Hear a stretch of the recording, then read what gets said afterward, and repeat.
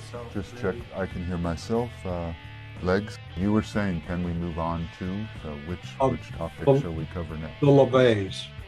Mhm.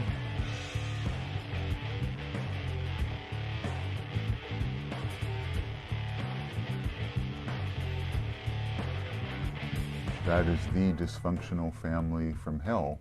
I won't get into the gory details here. Eventually in my memoir I will describe some of it, but to keep it on a historical level, what happened with the Satanic Bible is after the success of Rosemary's Baby, there was this occult fad in America. And Avon Books said, well, here's this kook in San Francisco with his satanic church. Yeah. Why don't we have him write a book? Originally it was going to be called The Bible of Satan. And eventually it became the Satanic Bible. But you know, from the public industry, it's one of these prepackaged concept deals. Right. And then they said, hey, just stick something in here. Here we have, this is what it will look like. Yeah. This is the book. And I found this myself when I befriended Anton and tried to work with him. I knew him from February of '88 till April of 1990. And I tried to work with him and tried to collaborate with him on various things. He didn't have discipline to sit down and write. Yeah. He really wasn't a writer. They got this contract with Avon Books. We need to put out this book. Right. And so Diane took a bunch of newsletter excerpts from their local newsletter, the Cloven Hoof, put them together into one document and added filler like the Enochian keys from John Dee, except adding the name Satan to it. And like really, if you look at it, there's a lot of placeholder filler in that book. There's a list of all the names of the devil. It was a quickly put together paperback exploitation thing to cash in on Rosemary's Baby. If people remember Anton, they think, oh, he was the devil in Rosemary's Baby. Well, he wasn't. He had absolutely nothing to do with it. Gene Gutowski, who was one of Polanski's best friends and put together the whole film package for Rosemary's Baby and had produced his earlier films, Cul-de-sac and Fearless Vampire Killers, told me and Zena that Polanski never hired any technical advisor for the film, absolutely didn't know Anton LaVey, did not hire him to play the devil, and we confirmed that the rape scene of Mia Farrow, where the devil appears, was a dancer that they hired just for long shots to be in this very skinny rubber costume that they made, which you barely see in the film, but you get a glimpse of it. And then a Western actor named Clay Tanner is actually who got paid to play the devil in that. So that's, you know, more urban folklore.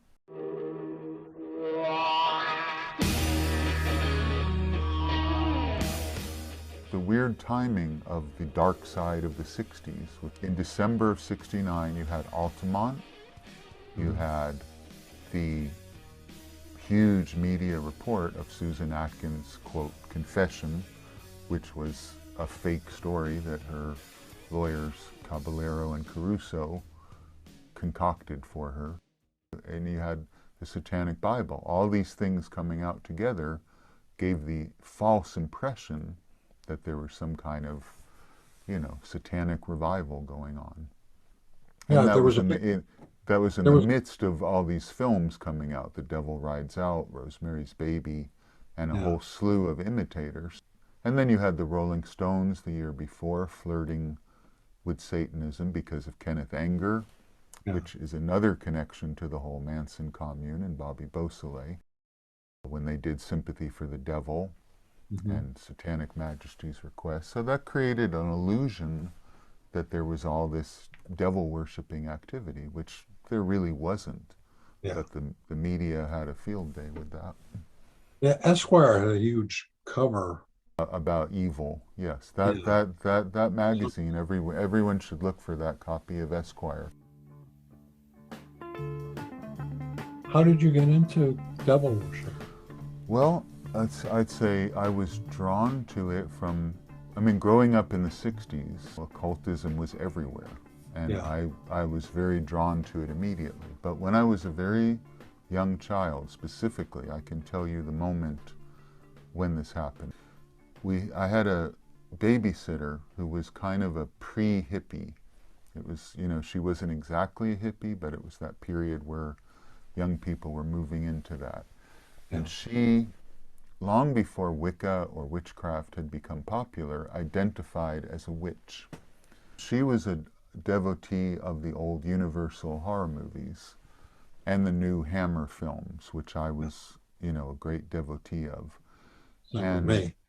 yeah, They're right. And great. so, yeah, and I got to know Christopher Lee very well later. And You did? oh yeah, Oh, wow. I put out an album, the first album that he ever did, Christopher Lee Sings. I produced it and we worked together on that. I got to know him very well. And there he plays extravagant matches in fitless finger stalls, on a cloth untrue with a twisted cue, and elliptical billiard balls. Ha ha ha ha ha ha ha ha. In any case, to return to the babysitter, she'd let me stay up to watch these late night horror movies that were broadcast only after midnight. Yeah. And specifically, if you remember the 1931 Bela Lugosi Dracula, Yeah. Renfield, there's a line in it where he is describing to Dr. Van Helsing that Dracula says to him, All these will I give you, if you will obey. you remember that line? Yes, yes, yes. And the babysitter treated watching these horror films as if we were at a university seminar on occultism. It's like, these are the things you need to know in life. And so when Renfield said that, all these things, and she explained to me that is what the devil says in the Bible to Jesus, and that's true. In the New Testament, when Jesus is out in the desert and the devil appears to him, he offers him wisdom and all the riches of the world if he will serve him instead of God. And of course that gets into a whole other thing of who is the devil, which I also researched, and that is why I ultimately rejected the devil and devil worship, because I found he is not what I or most people think he is. All these will I give you, if you will obey. For some reason, that statement, you know, all these things I will give you, as a little kid, well, that appealed to me. The other religions weren't giving you anything. This is saying, okay, so then I looked at the Bible. This is how upside down and bizarro world my perspective on the world was. I looked at the Bible as a way to understand, well, who is this devil who will give you everything if you serve him? At that time, they were reprinting 19th century and older occult books and grimoires and ceremonial magic. I went to Haiti in 1972. My parents had some connection to the Haitian government. They brought me to an authentic voodoo ceremony, and they encouraged it. They were very bohemian, and they allowed me to pursue that. So I grew up not even thinking the devil was evil or that there was anything wrong with it. I lived in like an alternate universe, and I never got involved in any organized group.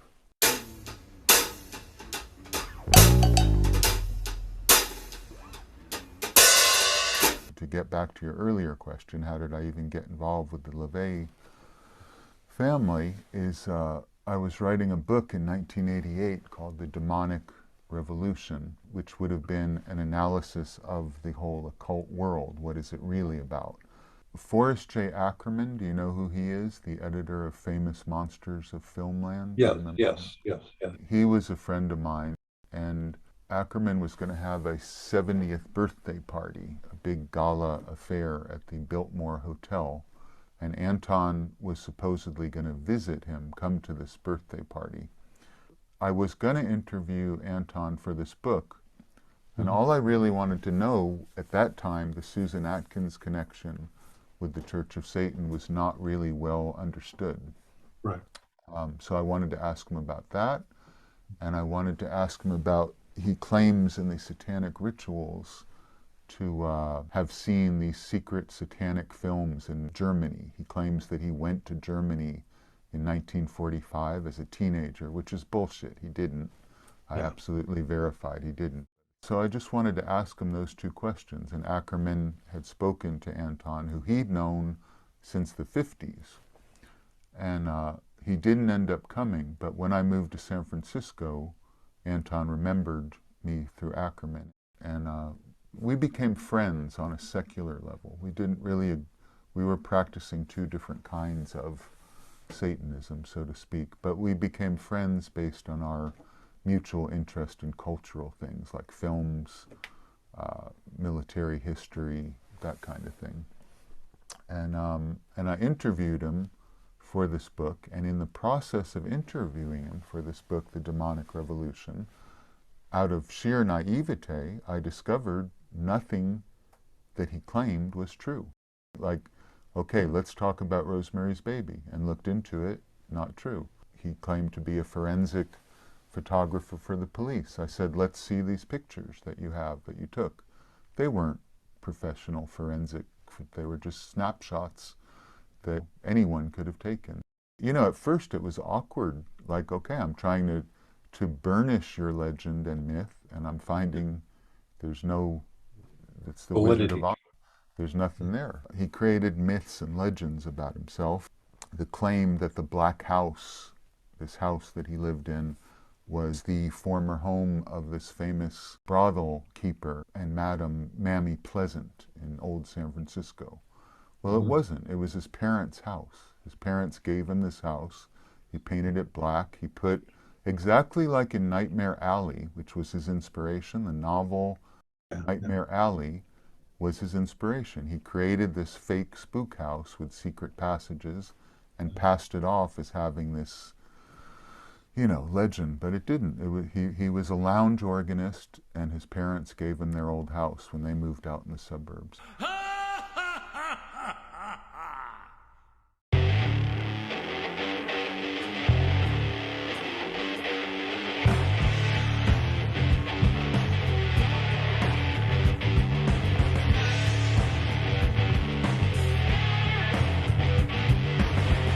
And then I met Zena, who came to a concert of mine through Anton, and fell in love with her immediately, and we became partners in Radio Werewolf and formed the Werewolf Order together, which was like the initiatory school connected to the band. And she was at that time the high priestess of the Church of Satan, so she was the public representative for the Church of Satan. And then, you know, it's a long story, but they had a falling out because Anton basically threatened her life. And he had been abusive and done horrific things in the past. I mean, she just simply could not support his lies and his hypocrisy. And so she resigned as the high priestess. And after that, the Church of Satan, like a low-budget Scientology, basically ran a constant hate and smear campaign against Zena and myself. They were just like any group of religious fanatics fighting with each other over who is really evil, in the same way that Christian groups fight over who is really the best and the most Christian. So I was disgusted with the whole occult world. And then on a deeper theological level, through my researching it and trying to understand what the devil is, my conclusion, which I think most biblical archaeologists and people who really study religion objectively would agree with, the devil, the Satan, is only a minor lieutenant or assistant of Yahweh, of God. He is not his opponent. He's actually his servant. I get into this in great detail in my book, The Satanic Screen. What you think you know about the devil is just not actually true. It's a kind of a folk tale that the Catholics invented later to make sense of certain stories in the Bible. Yeah, and so basically Satanism is a subsect of Christianity. It's like it doesn't make any sense to be a Satanist because it's intrinsically a part of the whole Abrahamic Christian, Jewish, Islamic religion. It only makes sense as a counter reaction to God. In the 90s, I gave up on occultism and devil worship altogether, and I've been a tantric Buddhist for much longer, actually, now than I was ever a Satanist. But people, I've said many times, people remember how they first encounter you. And I mean, you're always going to be connected with punk rock. I'm always going to be connected with, you know, whatever your first impression is what you get connected with.